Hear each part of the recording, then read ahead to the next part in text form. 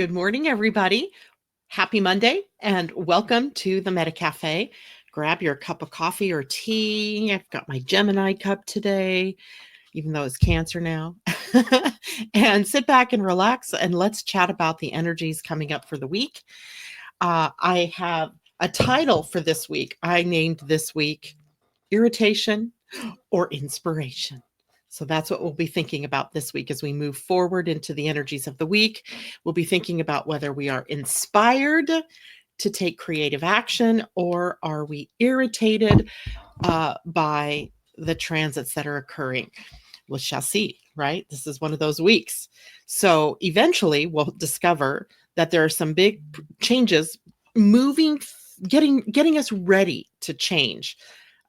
We're coming up to July and the eclipses, Mercury slowing down for its retrograde. So we have a lot of things that are in the works.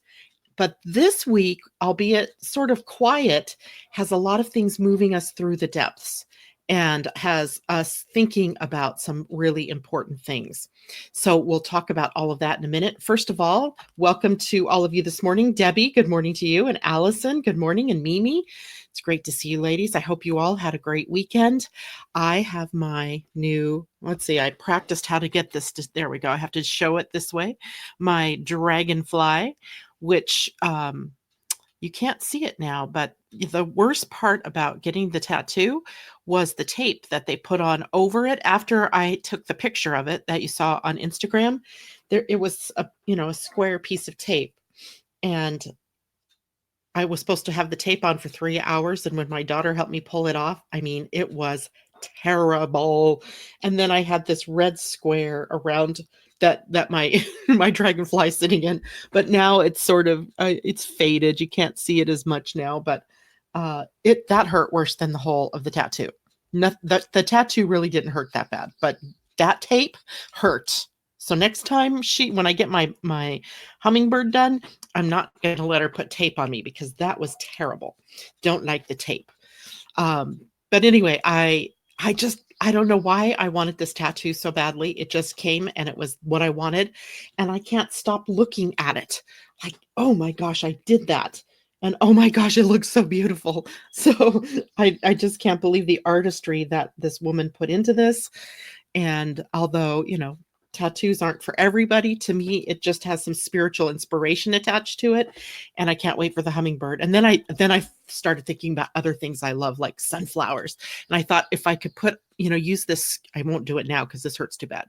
But is there something I could do with the scar on my neck? And oh God. Anyway, my daughters go, oh, she's hooked. She's hooked. She's not going to want to stop now. And I'm like, yeah, I will stop because I don't want to be the tattooed lady. But I do like having this. So Mimi, next time bring your own non-allergic tape. That's a great idea. Although I don't even know what the purpose of the tape was. Whenever I've watched my daughters get them, they had like this plastic cover, like saran wrap type thing across their tattoo. And it may be because their tattoos were bigger. I don't know. So anyway, the next time she's definitely not going to use the tape because as I look at it, I could still see the red where my skin was totally irritated by having that tape there. All righty. So let's start talking about the week. We start the week off with the moon in Pisces, and that is that softer, more compassionate energy. It is creative and imaginative energy. It is also energy that can make us soar to the moon and then land, crash, and burn back down on the earth. So the moon is taking us on a ride, if you will, through fantasy land and also through reality land. And there's a void of course moon today from 7:11 p.m. tonight, East Coast time, to 10:38 p.m. East Coast time.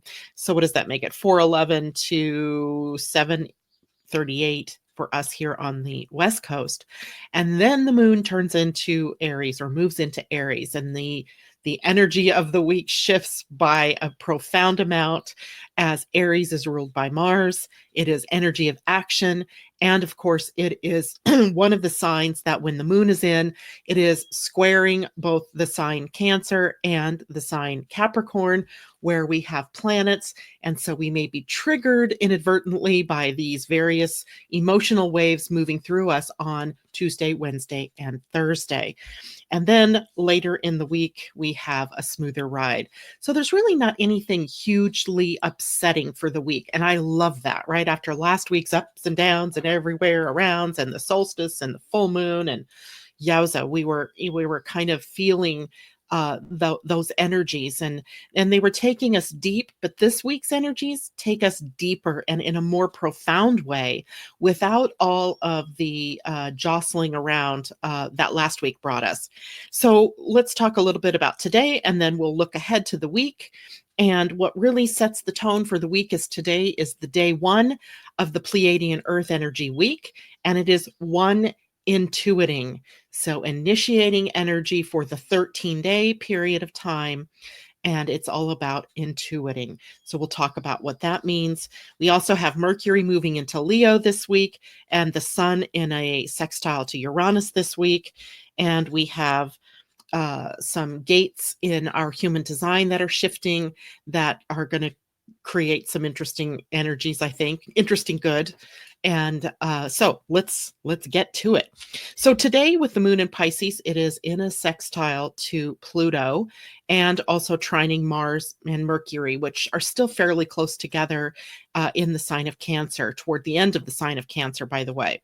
Mars is at 25 degrees, Mercury a little bit faster, moved into 27, almost 28 degrees of Cancer. And those trine energies help us to keep the actions that we take and our thoughts and our feelings all kind of lined up with one another. It's a smooth flow back and forth of those energies. So our minds and our hearts are in sync in some ways here. But that sextile to Pluto can sometimes bring us some emotional reactions, or some emotions that are deep and maybe disturbing, but also needing to come up. It's a sextile. It's benefic in its end. It's benefic. And that means that it's good for us. So we may be experiencing something emotional that is triggered, but needed to be triggered in order for us to move on. So all in all, today is not a bad day at all. And the thing to remember today in all of this is self-compassion, right? Pisces resonates to that compassion or self-love, right? And remember, the sun in your human design is sitting at the gate of the love of humanity, while the earth is sitting at the gate of self-love. So we really, for the next couple of days, today and tomorrow to be exact, we are really resonating with that energy of needing to apply love, right? Self-love especially, and self-love of humanity as well.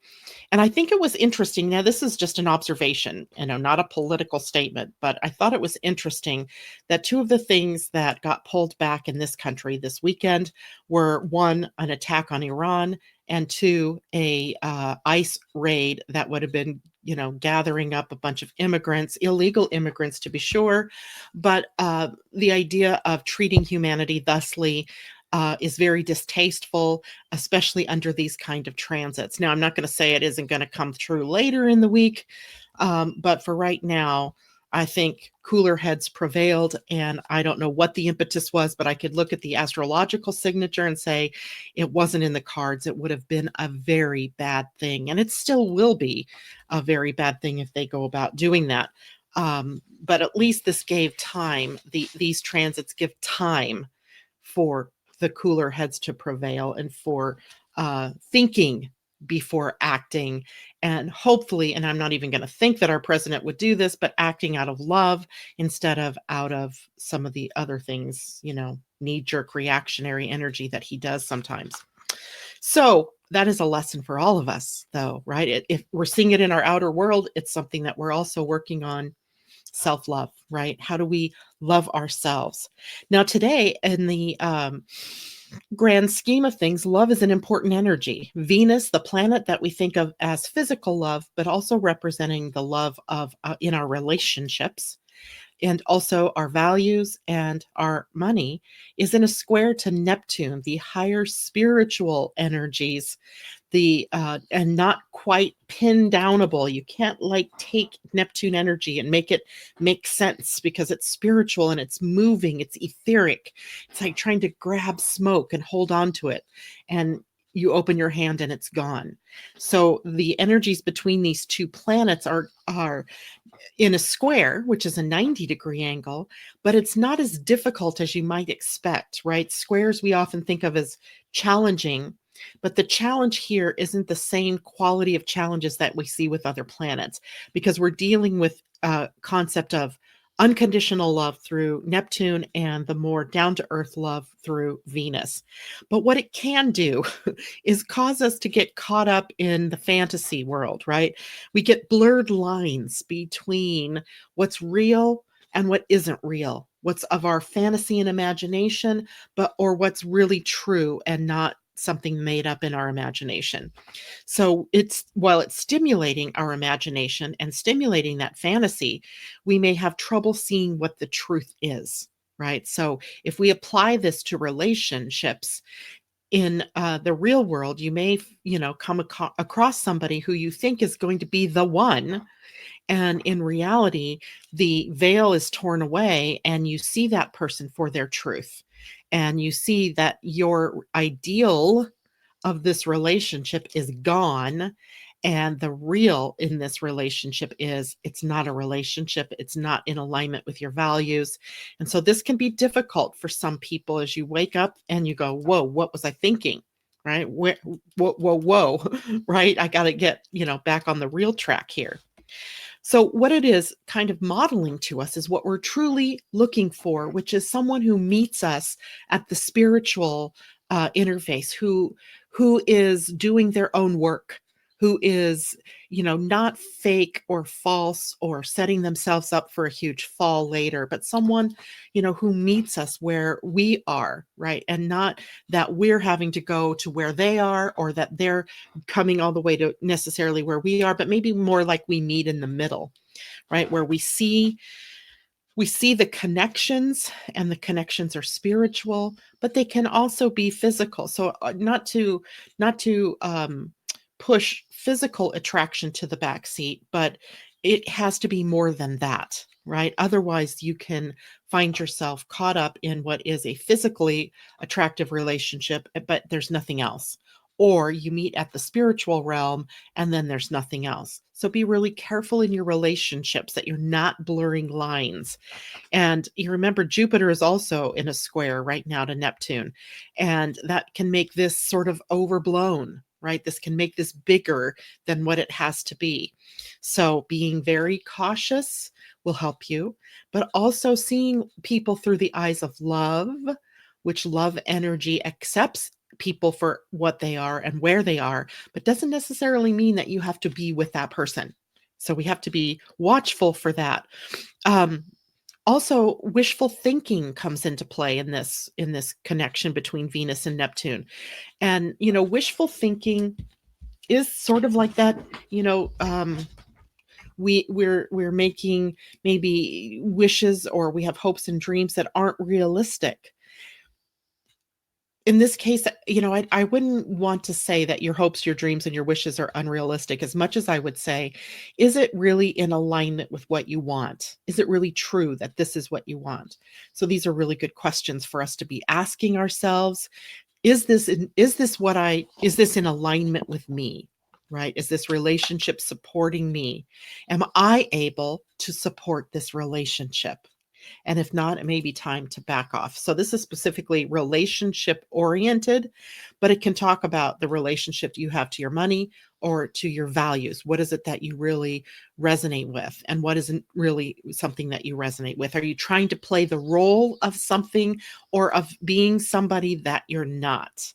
So questioning all of that this morning. And at the beginning this morning, before most of you came in, I said I sort of nicknamed this week irritation or inspiration.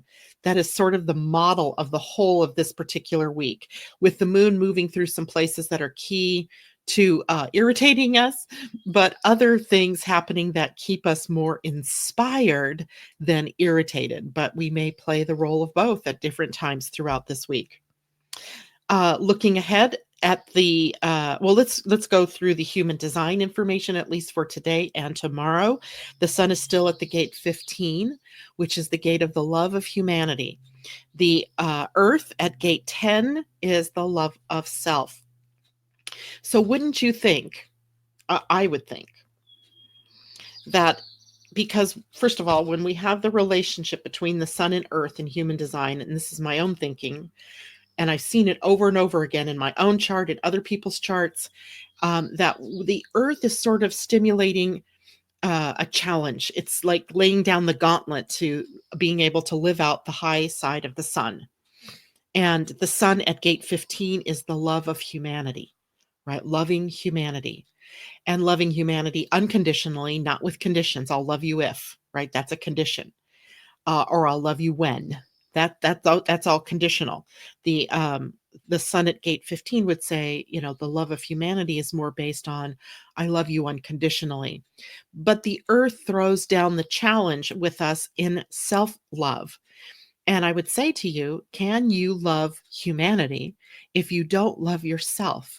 And is it possible that the source of all of the issues that we have in the world, in our governments, in our leadership, in our irritation, our polarization with one another, is it because we're searching for the love of self and we are taking it, packaging it up, and projecting it outward onto humanity? So these are questions that we can ask right now and move through for our own selves.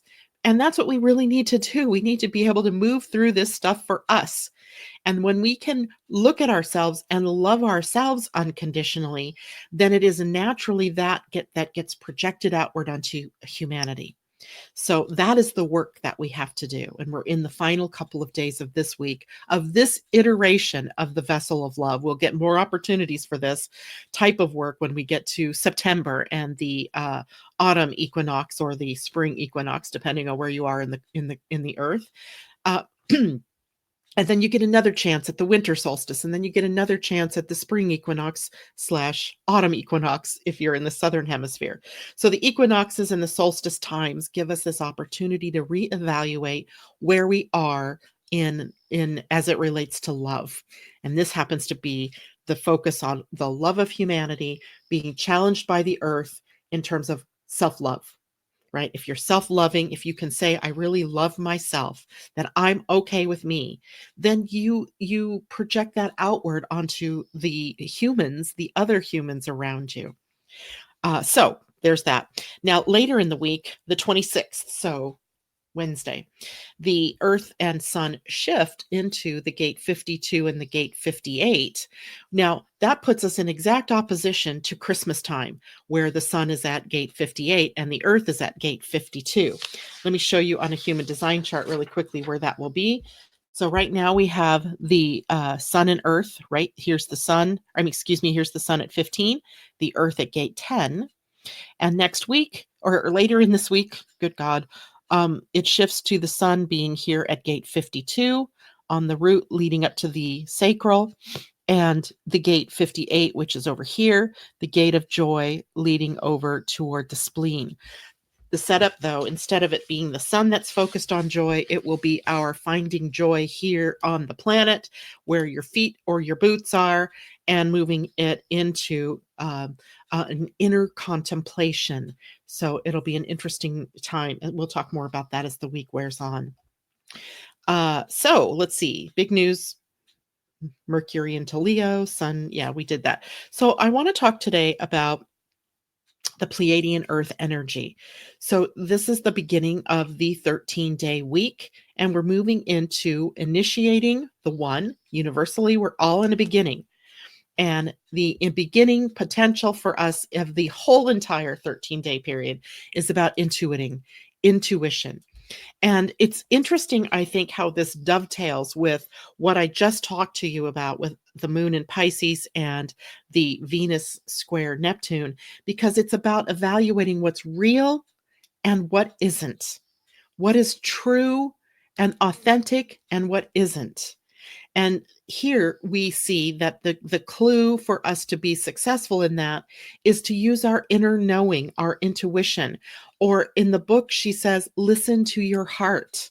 Your heart knows the truth, right? Listening to your heart, hearing your inner voice. So that means you have to silence everything. The sun will be at gate 52 later in the week. And gate 52 is the gate of quiet or stillness and the gate of restraint, right? Coming to quiet spaces to be able to hear more clearly what's going on internally.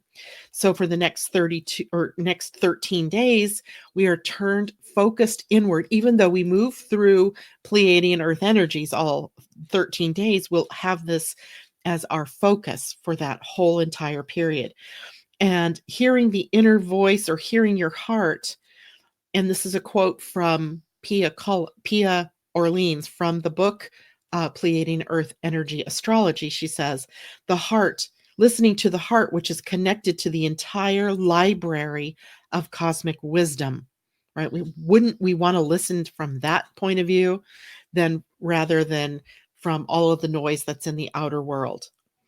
And that is the big flow of energy then for us for the next 13 days. Although, like I said, it shifts day to day, but the first day of the week is always the one that is like it sets the tone for the entire week, right? Who thinks like this? If we go into Monday, does Monday set the tone for your entire week? I mean, there's nothing juicy about looking at the calendar and going, oh, gee, it's Monday, June 24th, 2019. What does that really mean? But if I say, hey, it's Monday, but it's one intuiting, and we can begin an inner dialogue about what does that mean for me. You could sit back and relax, and you can tune in and discover what that means for you. How would you be tapping in to the entire library of cosmic wisdom, and what would it say, right? What would be the message that you would receive?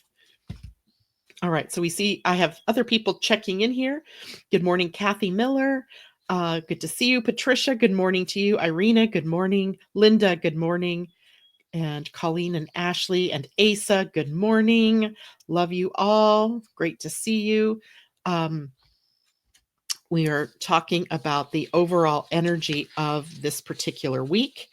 And I wanted to show you guys, first of all, I was showing this, but again, here we're looking at reflector energy. And that's because the moon today does not move in through anything so the other planets are slower. So when they're set up like this in their normal places and you get a reflector, well, you're going to get a consistent reflector unless the moon, in this case, which moves faster, is shaking up the dynamic. Well, it isn't. It's moving, but it's not moving in a way that changes the reflector energy that we are working with. And I checked even today. So right now, the moon is sitting at gate 36, which is right here in the emotional center. And this can bring us both these gates, 22 and 36 on the emotional center. 22 is Neptune, 36 is the moon. Can bring us both some up and down emotional energy. The 36 can bring us a tendency for turbulence and chaos, and that might just be inner dynamics that are playing out, the voices in your head competing with the voices in your heart kind of thing. I wouldn't be a bit surprised to see that. And 22, of course, is the gate of grace or not, right? Grace or not. Are you being gracious or are you not? And if you're not in the mood to be gracious, it's a good time to keep yourself away from other people, to work internally rather than externally, right?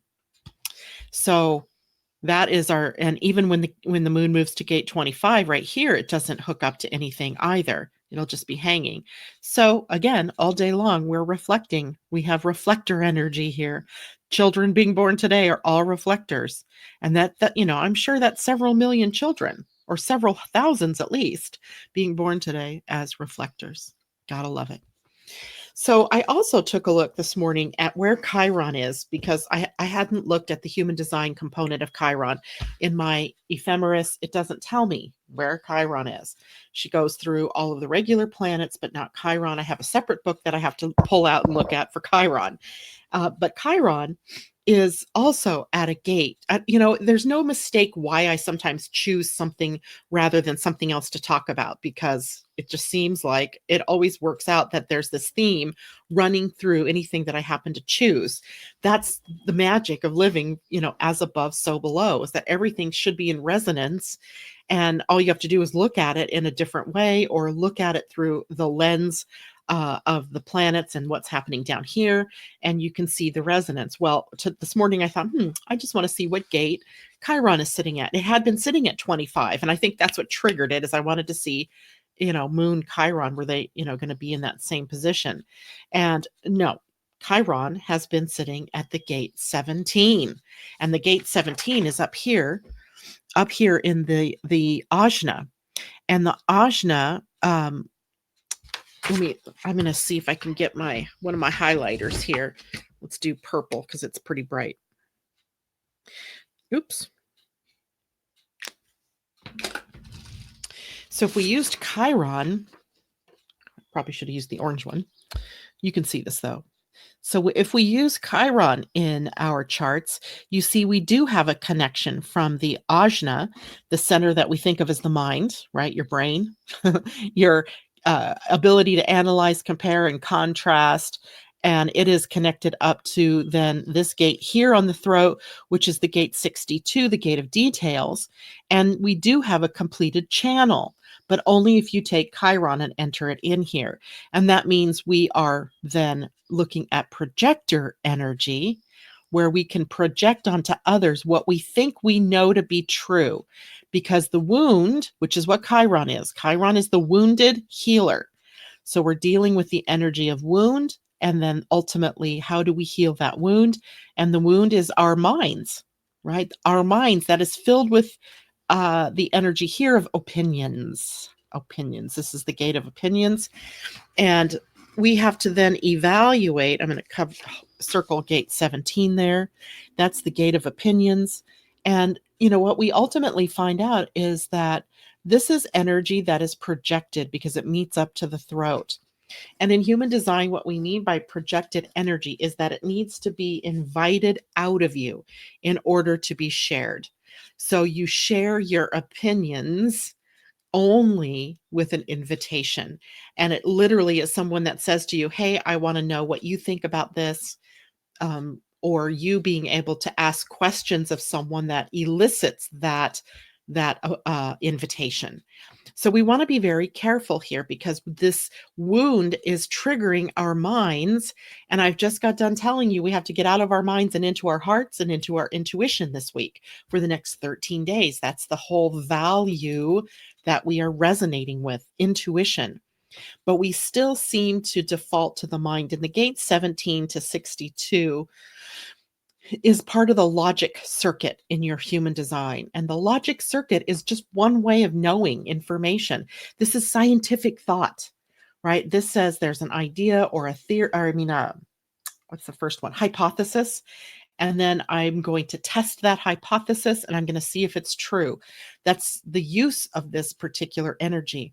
But up until that point, it's only opinion. It isn't fact. And we may be speaking we may be tempted to speak from our mind connected to our throats, to speak things as if they were facts when we really know nothing about it, right? We may know nothing about it. It's all opinion. And so we have to be very careful this week with this, or at least today with this. I would say, what's that 62? Hold on. Oh, Mars. So, another couple of days, and this too shall pass. So taking care to make sure that if you're speaking something to someone, that it isn't coming from pure opinion, that first of all, you've been invited to speak it. And then maybe even prefacing what you need to say. Well, this is only my opinion, but if you want to hear it, I'd be willing to share.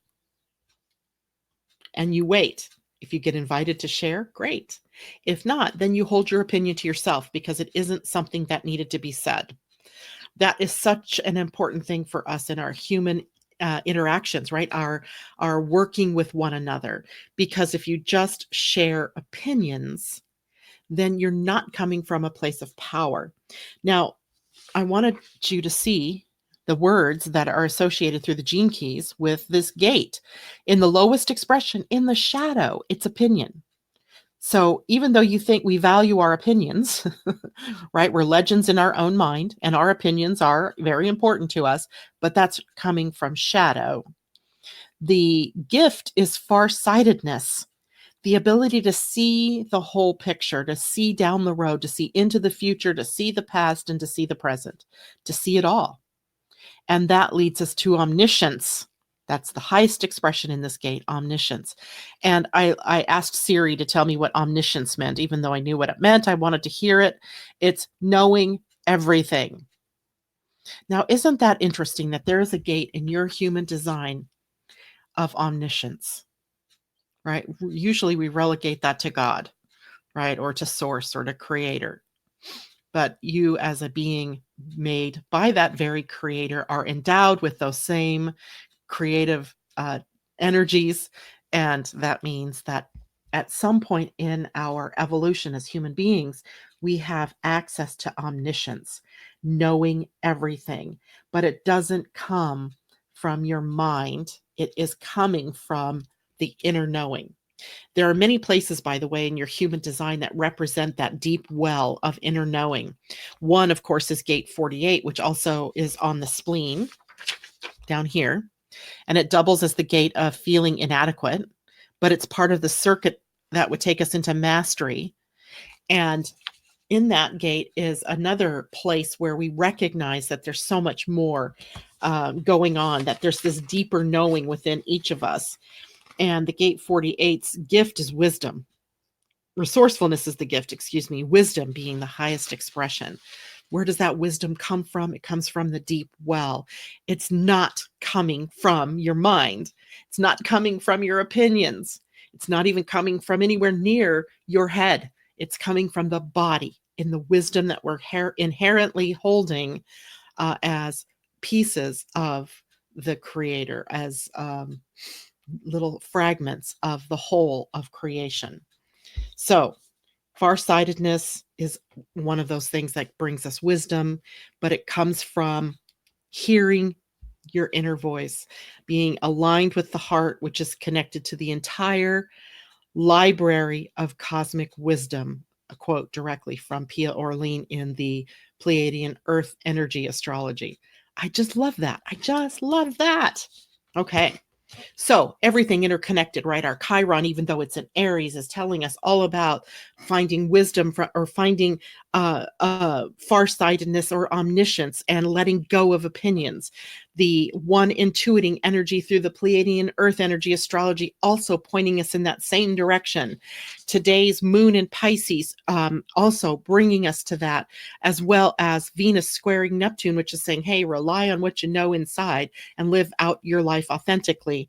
And the sun and the earth saying, maybe you're projecting your lack of self-love out onto the world. And so you've got your one complete package is what all of this seems to say, right? This seems to be telling us that we're complete and we're whole, and we've got to look at the parts where we feel not whole.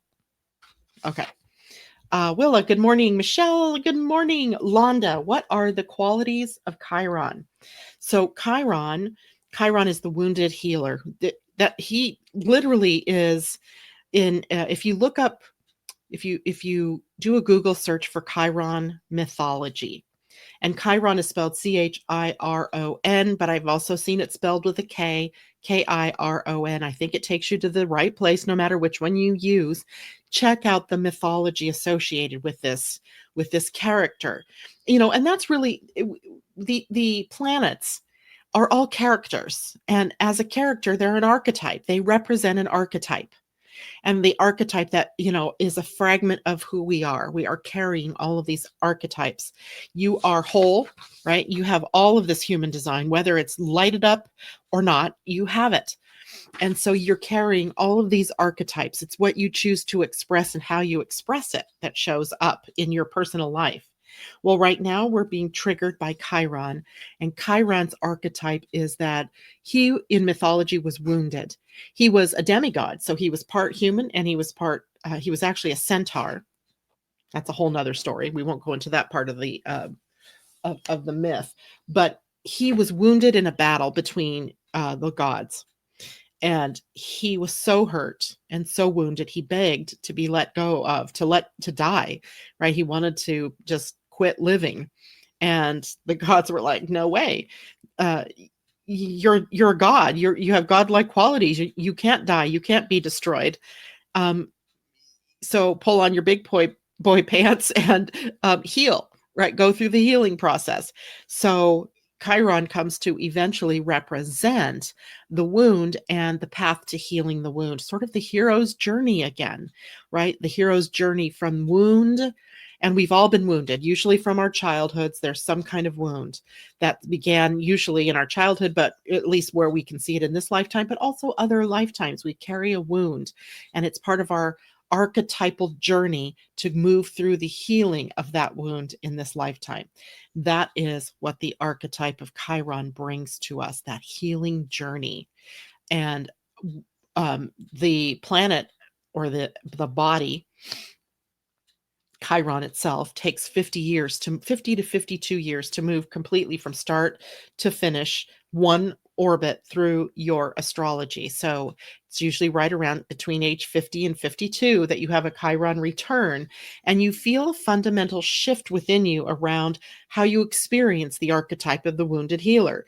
Instead of just experiencing the wound, now you tend to see other people who are carrying that similar wound, and you've got wisdom now to share with them about how to move through that wound. So it is like that healing journey. So Londa, I hope that answers that question for you. In astrology right now, there's been debate for a while about Chiron and taking over the rulership of the sign Virgo. And I'm totally in agreement with that. I just feel like somebody needs to just make the move, because to me, I think Mercury perfectly epitomizes the energy of Gemini, but I think something happened, something changed with Virgo energy, or the expression of it maybe on the planet, where it doesn't resonate with the planet Mercury anymore. I just don't see it. I can't feel it. There's no way I can read it in someone's chart. When I look at it, though, through the lens of walking the wounded healer path, it's about living holistically, right? It's about being whole, healed, and healthy. Whole, healed, and healthy. That we're whole and healthy, right? That there's this, and this Virgo can take us through the journey to get that way, through purifying our environment, purifying our hearts, purifying our minds, and purifying spirit, right? So I think Virgo is changing, and I think because of that, or maybe Virgo's already changed, and because of that, I believe Chiron should be the natural ruler of Virgo. That's just my opinion. But I know it's my opinion, but it's also the opinion of a lot of different astrologers right now. So we'll just see what happens, going forward. Now, in the sky, there's a constellation called Ophiuchus. And Ophiuchus is is he the Roman or the Greek version? I'm not sure now, but he represents Chiron. Asclepius, Chiron, and Ophiuchus are all of the same ilk. They are wounded healers. And in the sky, in the myth of Ophiuchus, he has his two snakes, right? The caduceus comes from Ophiuchus, and doctors who have their Hippocratic oath taken, and the caduceus representing the medical field, comes from that ancient connection to the archetype of the healer. And therein, again, is another shift, perhaps potentially for astrology, as the universe has also transiting, right?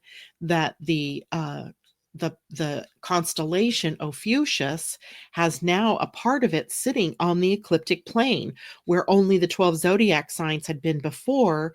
Now there's a short period of time between November and December where the foot of Ophiuchus is in the ecliptic plane. Thus, people saying, why don't we add this as a 13th sign? Right. So it's really interesting. It would be, talk about a restructuring and an upheaval or a transformation. At some point, astrologers are going to have to deal with this emergence of a 13th sign. For God's sakes, we're working with a 13-day week. The number 13 represents the divine feminine. And now what are we seeing? A resurgence in the divine feminine, taking her rightful place among everybody in the world. So the energies of the world. So it would be interesting to see that shift as well. And of course, as time goes on, more and more of Ophiuchus will be in the ecliptic plane, not necessarily in our lifetimes, because this is a slow shift that happens over time. And the time of the lifetime of a human doesn't quite allow us to see that clearly. But if you stand back and you see, like 5,000 years ago, there were only the 12 zodiac signs on the ecliptic plane, and that makes sense that we would have set up this system with those 12 constellations. But now we need to do something about that. We're resonating with this 13th energy that's dipped his toe, if you will, into the ecliptic plane, and I think it's worth looking at. I know other astrologers argue vehemently against that, but whatever, right? That's their opinion. The other one is my opinion. So let's just see, how we play that out.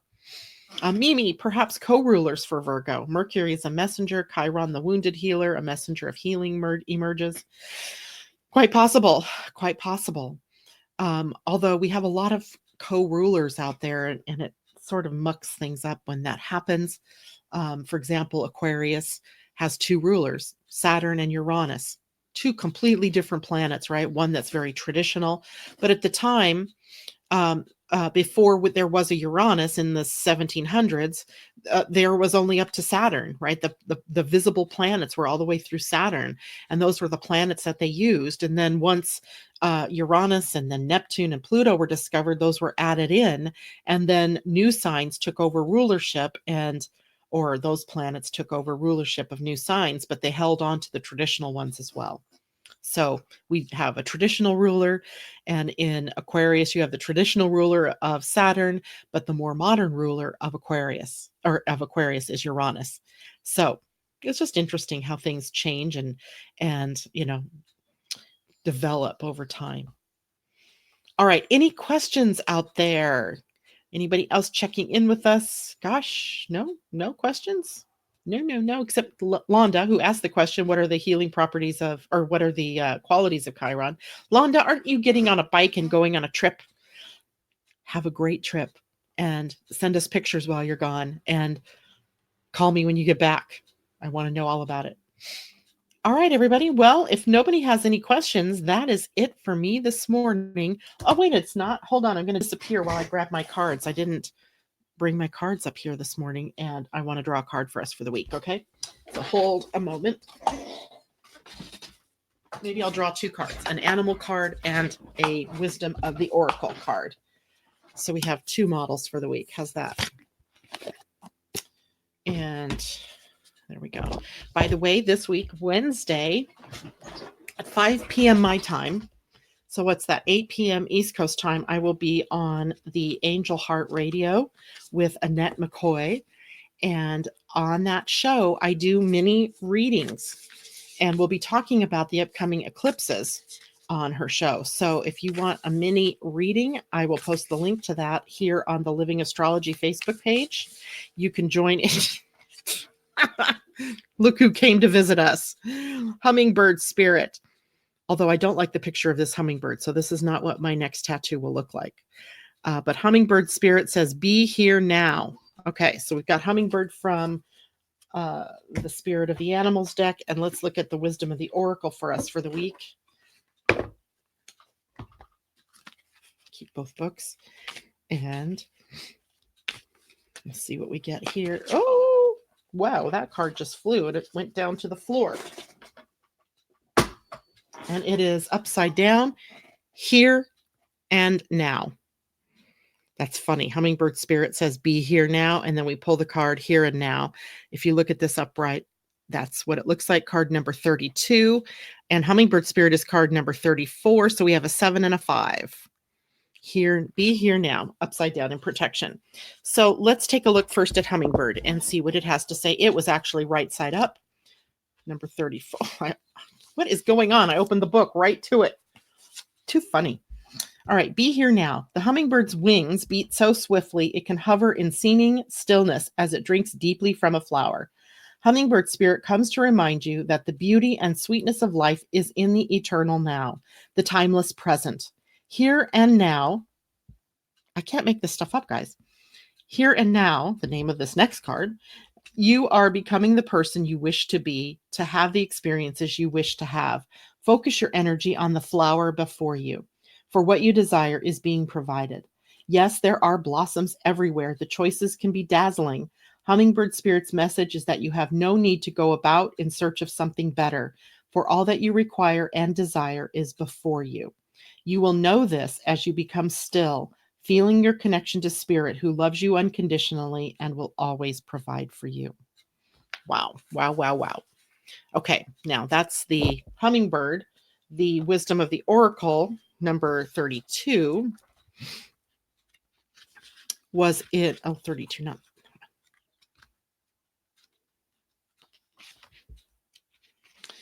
So the essential meaning of the here and now card is being fully present in the moment, living one day at a time. It was upside down. So let's read the protection message here. And it says, whenever you find your mind drifting into the past, wondering if things could have or should have been better, or whenever you find yourself longing for the good old days, you leak power. The same is true of looking too far ahead and hoping the future will provide you with certainty. Driven by ambition, you might wander too long in a place with no substance and forget that you are here today. The past and future are illusions. Whenever you leave the present moment, you're disconnecting from your inherent power to manifest your reality with true substance. Neither past nor future can give you what you need. Now is all that counts. Come back from those eternities and be here now. All will be well, and miracles will appear as if by magic in the perfect timing of Spirit. Wow. Wow, wow, wow. So there you have it. The week's energies. Based on being in the moment, being in the now. I couldn't have orchestrated that better if I tried. So, okay. Any questions before I go, everybody? Now I've got too many things around me. Can't see my way clear here. No questions. Okay, guys. Well, I hope you all have a wonderful day. And I will see you tomorrow morning. We'll talk more about, tomorrow there's nothing big going on.